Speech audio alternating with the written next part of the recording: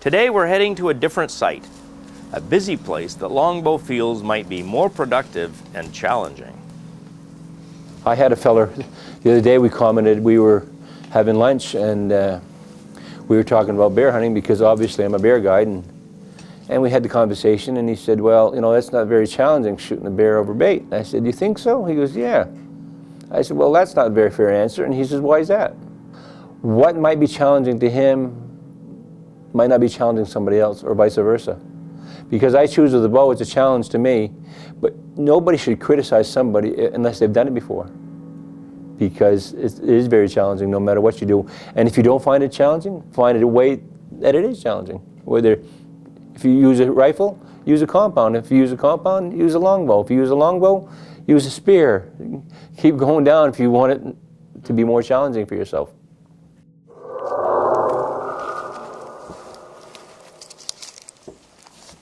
It's going to be quite a steep angle. I'm going to have to aim low.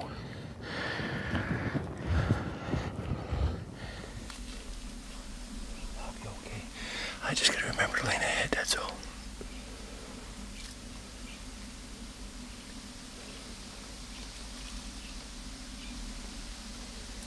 We'll be fine.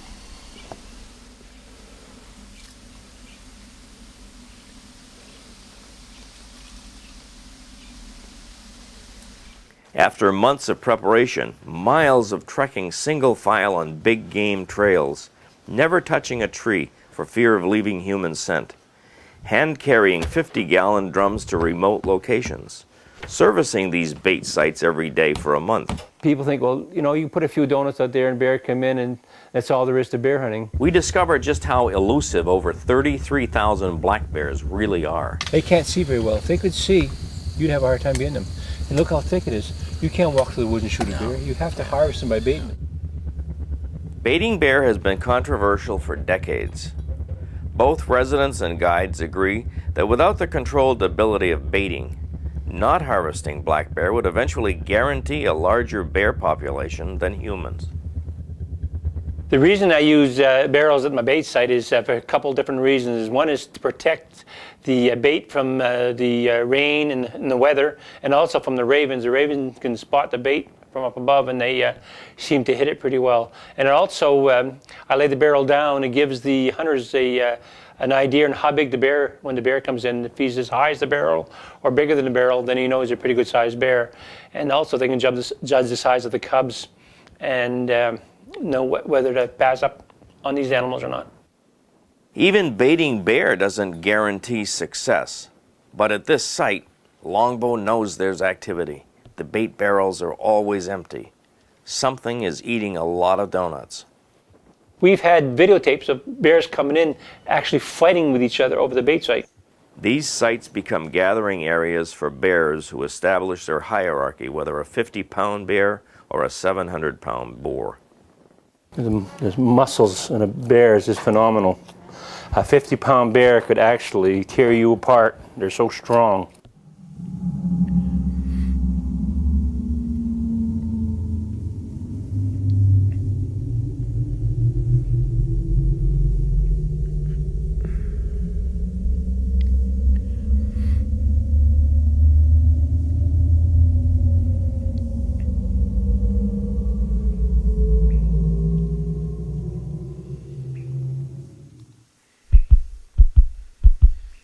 It was freezing as darkness crept into the depths of the forest.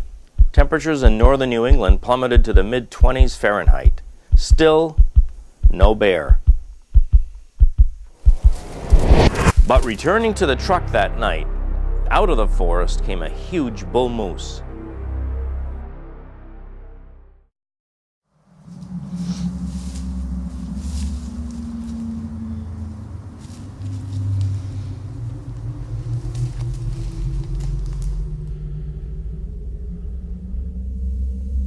Once again, we sit, we wait.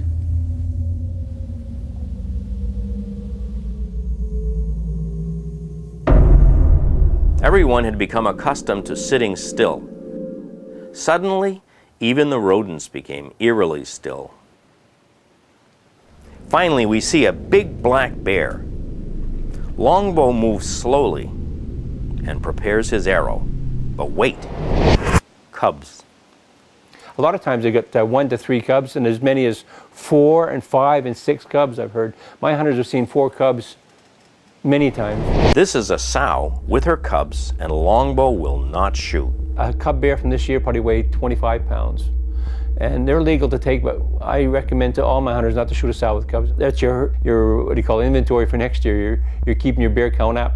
And a bear that probably a year and a half old probably weighs like 70 or 80 pounds. But they range anywhere from 80 pounds to 600 pounds in Maine. The big males will come in and dominate a bait site. The females will bring their young ones in early so that she don't have to fight with a male over the bait site, you know. The sow and cubs provided momentary excitement, but having been re-energized in the middle of the forest, eventually became more sitting, more waiting. Seeing the sow and cubs was the highlight of our day. As evening approaches, Eldon recalls a recent dangerous situation with one of his hunters. Apparently what happened is she seen him early. There was 3, they were adults, but they were just like year old, so they were only maybe 60, 70 pounds. So she chose to pass them up. In the meantime, there's another bear in the background that she couldn't quite see, but he was coming in. And as the time went on, it got darker and darker, and the next thing you know, 2 more bears come in, but it was getting dark, and it was too dark to shoot legally. So she had to wait before she got out of her tree stand, so because there's bears underneath her, and that delayed her quite a bit. Finally, as it became too late to shoot, we wondered if it was safe to leave our tree stand. None of us had any desire to descend into the arms of a half a dozen hungry bears.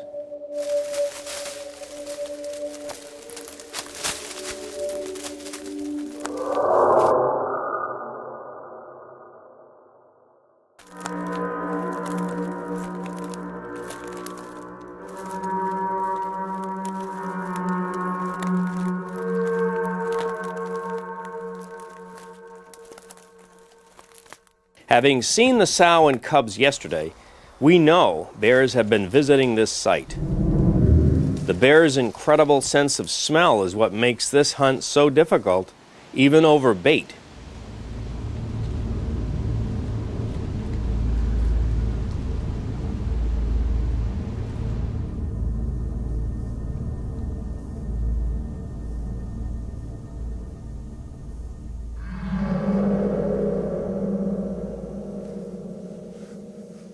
We hope that today brings in our trophy bear, but meanwhile, we wait.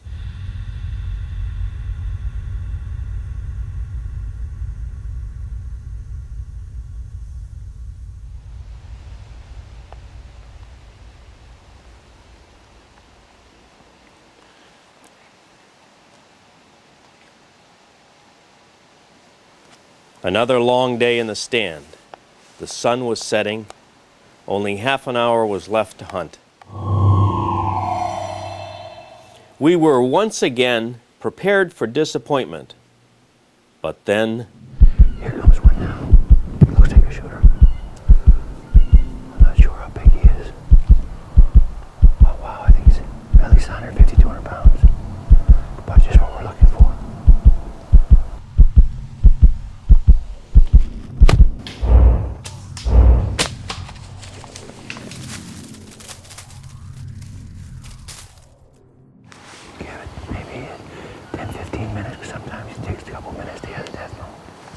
You're hearing the lungs expire, and that's what the growling noise is. And it's a big loud roar. You'll hear that 3, 4 to 7 times sometimes. It's a good bear. Yeah, look good. I got a good shot. I hurried a little bit because I thought he busted us again. The best hit on any animal when you're bow hunting or rifle hunting is a broadside shot, and you have to hit behind the front shoulder, which is the lung and heart area.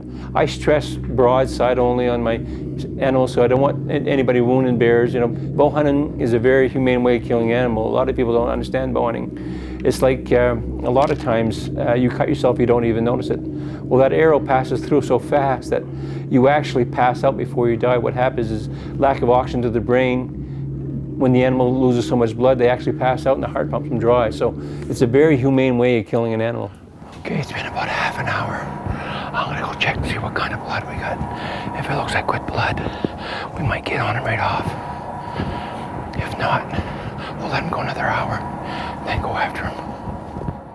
Longbow did wait another hour. By the time the guides arrived to help track his bear, darkness had fallen. The dimness turned the forest into an all-encompassing blackness, an endless hideaway. There's the arrow. And there's where the blood starts right there and goes up here. Yeah. So.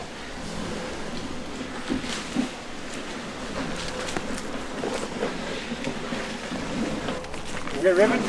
Somebody get ribbon? I got it. I got to roll with no one else does. Usually we've set a ribbon trail at nighttime. You will put a ribbon trail for two reasons. One, so you can find your way back, and also if we run out of blood next day, we get something to follow in case it does rain. But we have compasses and GPSs, so if we're in there quite a ways, we'll be able to work our way out, no problem. Yeah, there's blood here. Yeah. He went straight up the hill, basically. Yeah, good blood here. Well, paid right for this thick stuff, didn't he? He went up through here, to the left, right here. Got blood? To the right, Just a little blood bit. Trail back.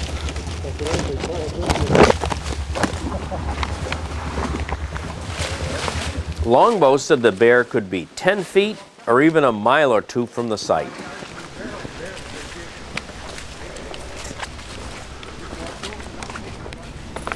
I don't know where the blood trail goes from here, so.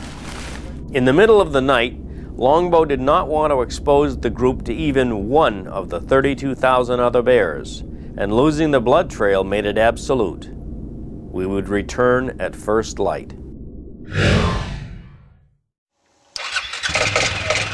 The morning apprehension was high as Longbow prepared to track and retrieve the bear. Once again, his guides had gathered to help. You come down this way, Eldon. You got blood? Yeah.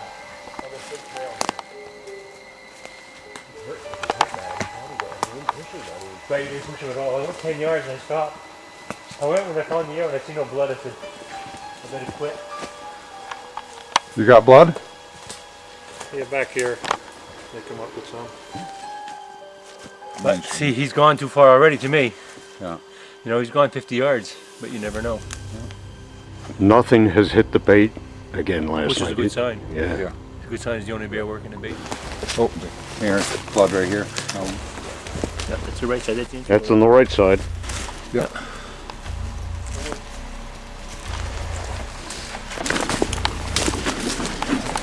The good thing is, I think it's the only bear working the bait because it didn't hit it again last night. You got some right there? A couple of miles into the forest, tracking became more difficult. No, I know. As the guides enter deeper old-growth forest without trails, flagging becomes critical. The blood trail thinned. Apprehension grew that this bear might not be found.